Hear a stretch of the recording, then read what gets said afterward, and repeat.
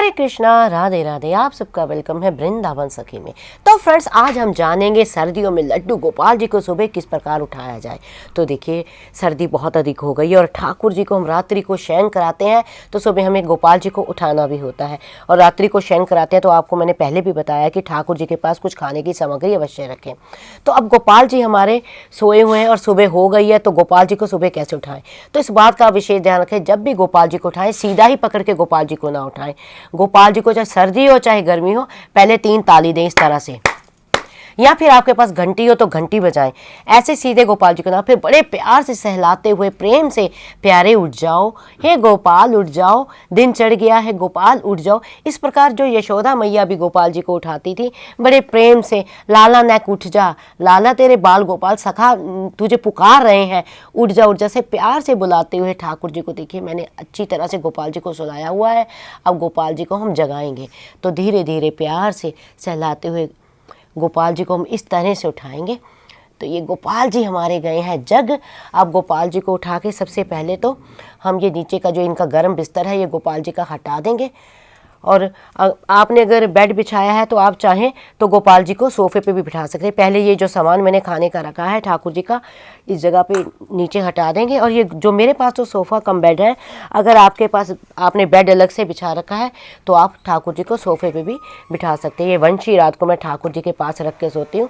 तो सबसे पहले हम गोपाल जी को हाथ में लेंगे और जो ये सोफ़ा कम बेड है इसको सोफे में हम बदलेंगे। तो इस तरह से ये देखिए, ये मेरा बन गया सोफ़ा। तो अब गोपाल जी को हम इसके ऊपर विराजमान करेंगे इस तरह से। और ये गद्दा गोपाल जी का, इस पे हम गोपाल जी को बिठाएंगे। तो देखिए, सर्दी का मौसम है तो छोटे से लाला हैं, उनको ठंड ना लग जाए, तो इसलिए देखिए ये मैंने अपने हाथों से ठाकुर जी का पोंचू बनाया है ब्लैंकेट का। तो ये पोंचू हम ठाकुर जी को धारण करा देंगे, क्योंकि सुबह सुबह उठते गोपाल जी को जो स्नान नहीं कराना चाहिए, गोपाल जी को सबसे पहले हम करवाएंगे आचमन। तो गोपाल जी उठ गए हैं, तो इस तरह से देखिए मैंने शुद्ध जल दिया है, शुद्ध जल गोपाल जी का ले लिया है मैंने। ये ठाकुर जी के मुंह से इसको हटा देंगे और ये मैंने तुलसी दल डाल दिया और ठाकुर जी को सबसे पहले कराएंगे आचमन। तो हम 3 बार आचमन गोपाल जी का कराएंगे। जल थोड़ा थोड़ा ठाकुर जी के इस तरह लेके 3 बार आचमन कराएंगे। तो आचमन कराने के बाद ठाकुर जी को हम जल पिलाएंगे, क्योंकि रात्रि के प्यारे सोए हुए हैं, तो सुबह उठेंगे तो उनका गला जो है सूख जाएगा। तो ठाकुर जी को हम जल पिलाएंगे इस तरह से। और सबसे पहला भोग जो लगता है, सबसे पहला भोग लगता है दूध का। तो इसमें मैंने तुलसी दल डाल दिया। लेकिन सर्दियों में भोग लगाते हुए दूध का आप इस बात का विशेष ध्यान रखें कि दूध गुनगुना होना चाहिए, ना अधिक गर्म और ना ही दूध ठंडा। तो ठाकुर जी को हम इस तरह से दूध का भोग लगवाएंगे, क्योंकि ठाकुर जी को उठते ही लगती है भूख। तो जो हमारे गोपाल है भूख को बर्दाश्त नहीं करते हैं, तो ठाकुर जी को हम पहले दूध का भोग लगाएंगे। बड़े प्रेम और बड़े भाव से ठाकुर जी को दूध का भोग लगाएंगे। ये देखिए, हमारे बाल गोपाल दूध को पी रहे हैं। फिर ये दूध हम ठाकुर जी के भोग लगाने के बाद ठाकुर जी के आगे इस तरह से रख देंगे।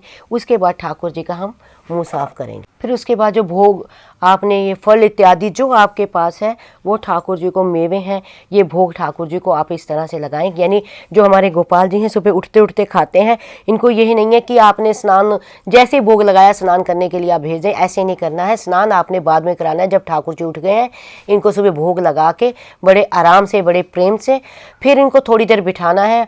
और फिर उसके बाद हम ठाकुर जी को आप स्नान करा के सुंदर सा श्रृंगार करके ठाकुर जी की आरती करें। फिर ठाकुर जी को नाश्ते में जो भोग देना है, आपने भोग जो भी आपने बनाया है, माखन मिश्री, कोई परांठा, पूरी, जो भी आप भोग बना के गोपाल जी को लगाते हैं वो भोग आपने लगाना है।